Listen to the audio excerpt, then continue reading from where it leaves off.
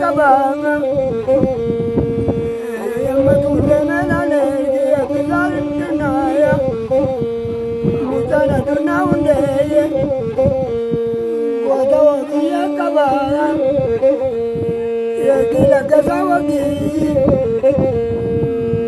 yamma tunde menale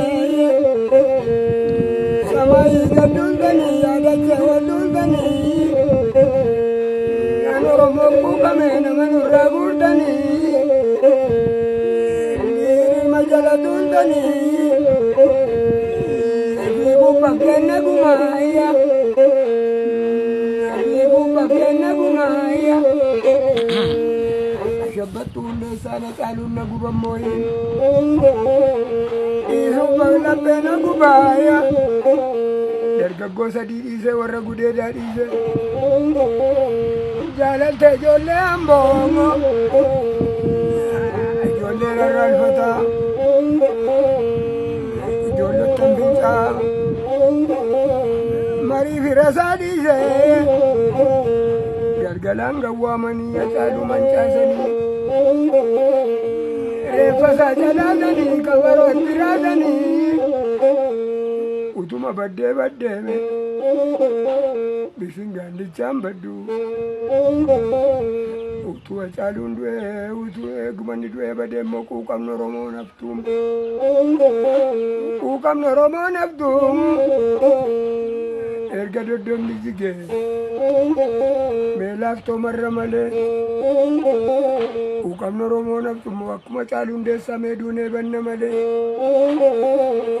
nafsee baadhamna malee malani mashidani ganen tako kashizani duro walar kanyana amma janar gayana ergina digamada mali gari nakkaname gari obiye kabaya okisi kaya sare sitte bagonya de gay okisi kaya biye sigota gonya de gay Gisenu badala lungo Dodoni silangi gawe Laptom balar chabade Kela nindugu gamaya Undum tudu ebademe Undum tudu erumame Gari lafarradu donis lafarradu arjal lafarradu eme Gisenu badala lungo nindugu gamame Gisena zeral bubi Malum abdugu gama biya satif kukamam Kanafu dugu gamami Mara yagalana gonga Alamin farga farga mamim nama darbame Gisenu badala lungo Utuma badde mo bisingandichan baddum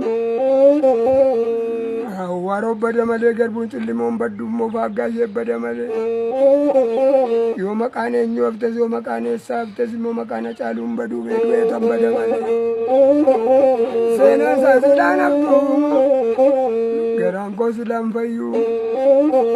Aceng ko silang galtuli mo la fadar batu biyon itasal batu Unda samano desa nanggara na bobesa Yana mi barda barjana Malo ya galana go Mukarban silanjik luka yendodo takarame Mukarban silanjik luka yendodo takarame Sena na calo na baftum duwe tambada male Nafse korna ba male Ngo walar kayana Amma janar kayana Ukam Oromo naftum Ukanim bayi naftum Medune banna male Matunde melale Ake batu ya jamaa Biye kolorana reme Mecha kabikishine mukamisom sinema Me mukamisom fanna Wala dati kodimne Me bekaya itimaranne uummata tokkoonfannaa. Eengadda roobee tabbii waaqni gadaa Oromoo waaqni hayyuu ganamaame nagaa nuu fidi rabbiime.